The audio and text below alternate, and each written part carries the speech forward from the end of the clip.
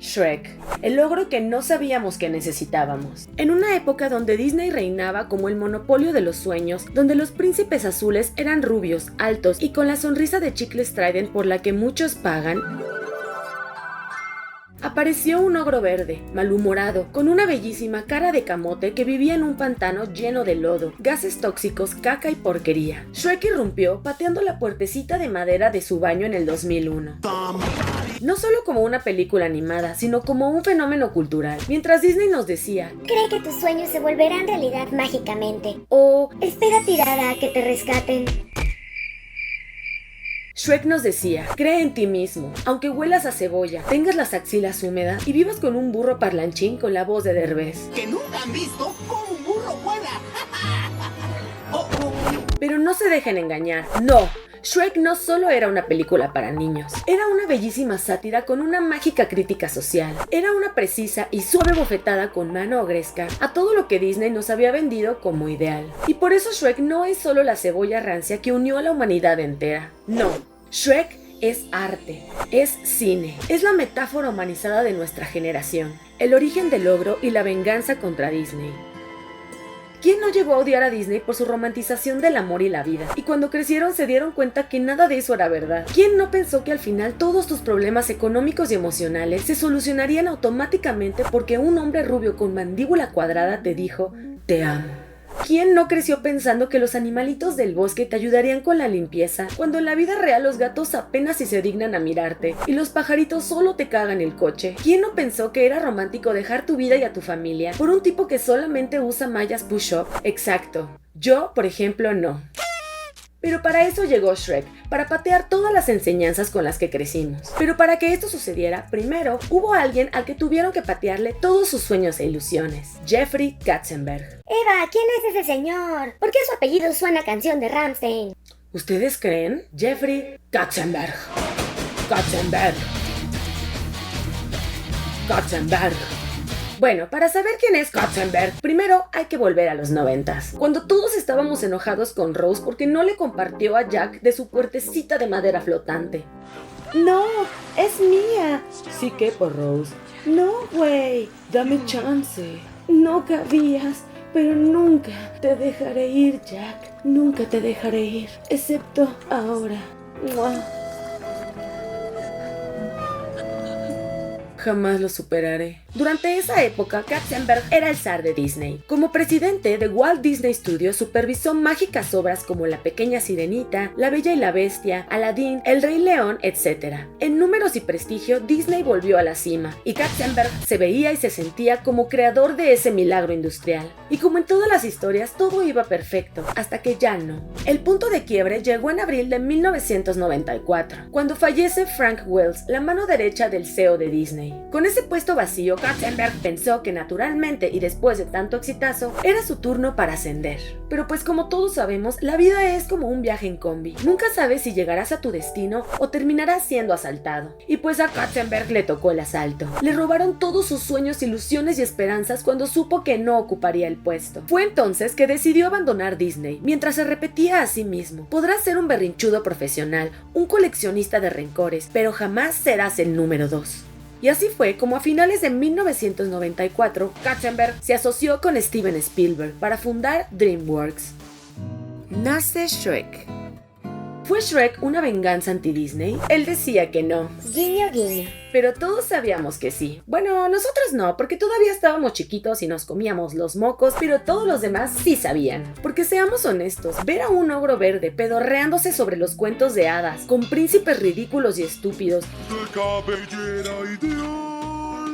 y un villano con complejo de Napoleón eran básicamente Katzenberg gritándole al ratón: ¿no me diste la presidencia? Pues aquí tienes a tu princesa, pero con bigotes si yo quiero. Shrek fue la cebolla que Katzenberg peló para llorar en paz. Shrek nació como un acto de rebeldía, y esa rebeldía lo convirtió en el espejo más honesto de la humanidad. Feo, imperfecto, cansado de que le digan cómo debe verse o comportarse. Shrek no solo nos curó del trauma de Windows XP, y del dolor por la ruptura de Nicole Kidman y Tom Cruise. También cambió la animación para siempre. La película ganó el primer Oscar a Mejor Película Animada. And the Oscar goes to Shrek.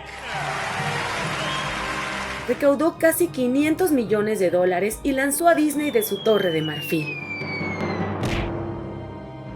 El impacto cultural de Un pantano verde. Shrek no solo compitió con Disney, lo ridiculizó. La película era un catálogo de referencias y sátiras, príncipes todos tontos e inútiles, castillos exagerados, hadas madrinas manipuladoras y malvadas, villanos del tamaño de un nugget, etc. Básicamente era Disney pero contado por la Rosa de Guadalupe después de 3 caguamas. Y claramente eso a todos nos enamoró, porque mientras Disney nos prometía que los pajaritos iban a ayudarte a tender la cama, Shrek nos mostró que la vida no siempre es rosa, que a veces puede oler a calcetín de gimnasio, que los ratones se roban tu bolillo, te mastican los cables y encima te dejan caca de cortesía. Y nos mostró también un burro que habla más que pseudoinfluencer en podcast. ¿Y por qué Shrek triunfó tanto? Comencemos por la banda sonora, que fue un himno para cebollas en depresión. Desde la primera escena con All Star de Smash Mouth hasta la tristeza profunda de Hallelujah, Shrek nos dio el soundtrack que no sabíamos que necesitábamos. All Star se volvió un himno cultural, el equivalente 2000ero al bellísimo Sapito de Belinda. Cada vez que empieza, el cuerpo reacciona solo, quieras o no. Y con Aleluya, o como se diga, nos enseñó que incluso un ogro con orejas de trompeta podía hacernos llorar. Disney te decía, llora porque no tienes un vestido para el baile al que nadie te invitó.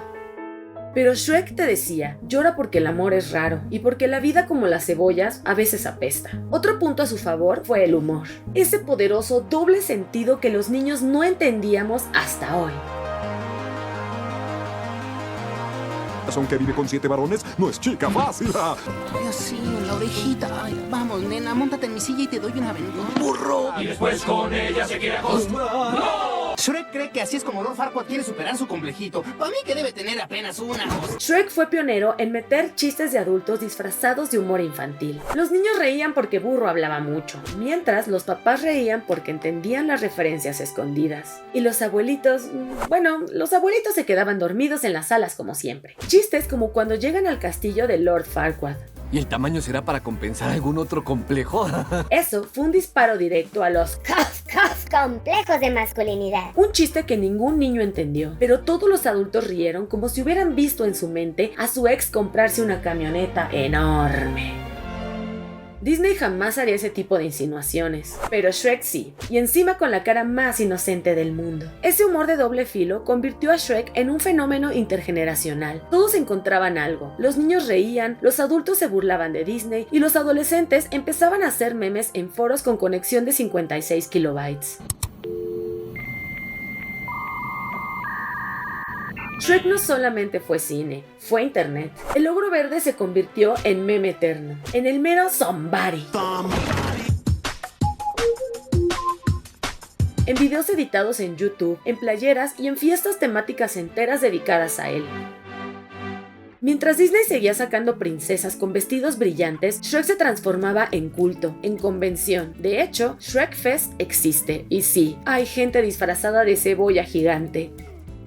¿No es precioso? Sí lo es. Y en la batalla cultural de los 2000, Shrek ganó. Nos mostró que los héroes podían ser feos, que las princesas podíamos tener tobillos con retención de líquidos y que el verdadero amor puede llegar en forma de ogra despeinada con pedos más potentes que los riffs de Slayer. Y así fue como se convirtió en catarsis generacional. Shrek como el Disney humanizado.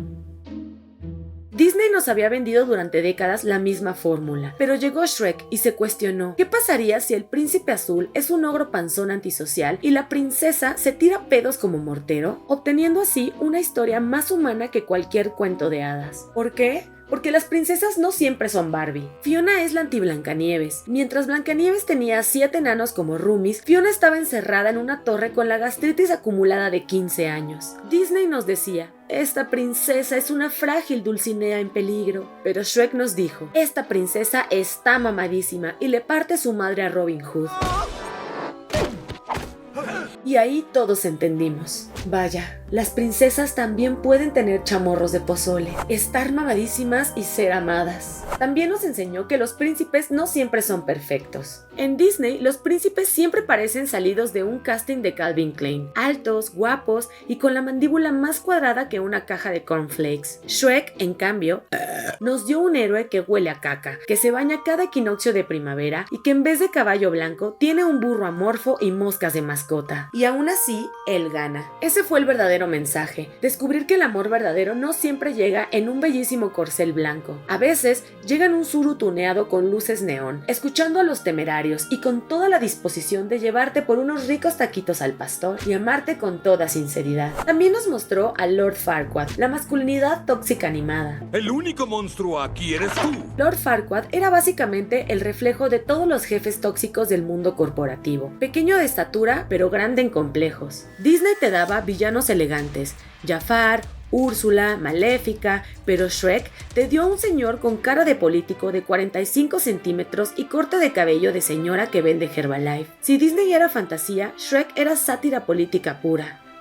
Hasta los líderes con más poder pueden ser un manojo de inseguridades. También nos mostró que el amor real no es de catálogo, es de pantano. Disney insistía en que el amor verdadero era un beso mágico, preferiblemente en una boda con orquesta y vestidos brillantes como diamantes. Pero Shrek nos enseñó que el amor verdadero podía ser un beso con mal aliento por las mañanas o pedos nocturnos compartidos. Pero sobre todo nos dio la frase más realista de la historia: te ves hermosa como ogra. Shrek humanizó el amor, y no como un anillo de diamantes, sino como lo que realmente es: un desastre hermoso, una deuda conjunta en Coppel, que te aguanten despeinado, con chanclas rotas, con el aliento a ajo por las mañanas, pero con la promesa de un te amo mientras comen sopes en la feria. También nos humanizó a todos. Nos mostró que detrás del filtro de Instagram todos somos un poquito ogros. A veces olemos culero, nos pedorreamos y tenemos chamorros que no cumplen con el estándar de Disney. Pero aún así, alguien nos podrá ver como la princesa o el príncipe de su vida. Los personajes como arquetipos humanos. Shrek fue un catálogo de personalidades humanas disfrazadas de caricaturas. Cada personaje es un espejo exagerado de alguien que todos conocemos, el ogro antisocial que todos llevamos dentro. Shrek puede ser ese vecino que nunca saluda, el que pone la música fuerte pero se enoja si alguien hace lo mismo, el típico que te dice "yo no necesito a nadie" y 3 doritos después está llorando mientras ve The Notebook en secreto. Shrek nos dio la versión real, un güey que huele a trapo mojado, con ansiedad social y que en el fondo solo quería ser amado y aceptado por quien es.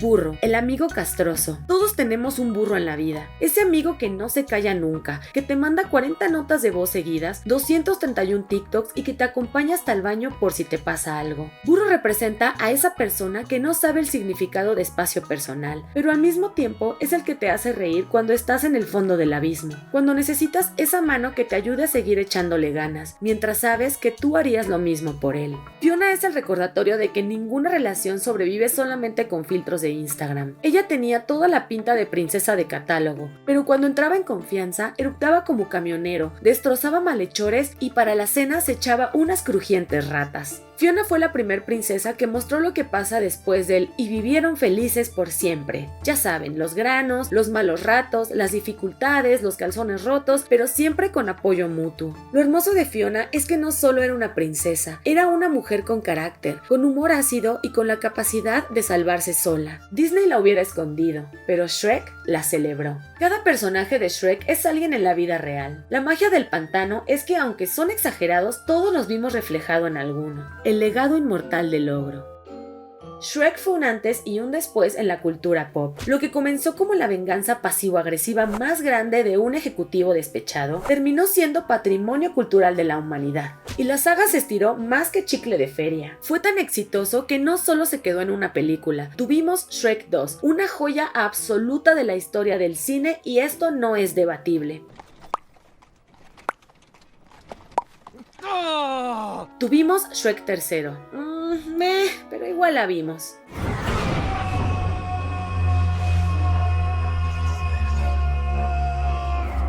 Shrek Forever After, donde ya más bien parecía que el ogro necesitaba terapia más que otra secuela.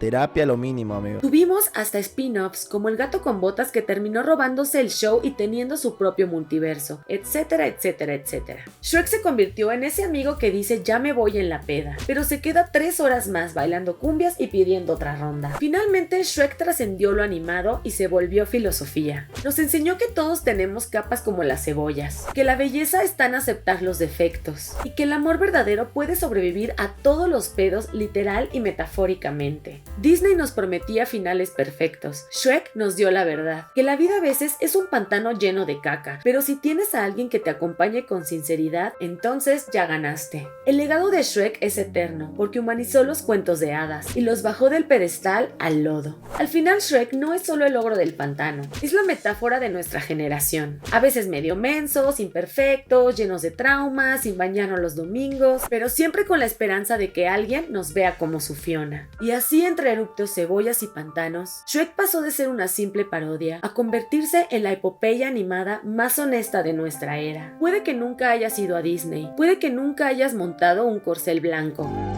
¿Oíste eso, Sansón? pero todos, absolutamente todos, hemos estado perdidos en un pantano. Porque al final el verdadero legado de Shrek es este. El mundo podrá ser cruel, absurdo, apestoso y horrendo, pero siempre habrá un abrazo que te devuelve la calma en los disturbios. Canciones que se sienten como volver a tu hogar aunque estés lejos. Recuerdos que te rescaten de los días grises y solitarios. Y gente que se quede a tu lado aunque no tengas corona, ni castillo y solamente un pantano. Y así el documental que nadie pidió y que no tuvo cameos de Smash Mouth porque pues ya los exprimimos demasiado, termina en el mismo lugar donde todo comenzó, un pantano. Porque no se trata de vivir en un cuento perfecto, se trata de encontrar a quienes se queden contigo y conviertan el pantano en un lugar sin cuentos de hadas, sino en un lugar que sea tu verdadero hogar.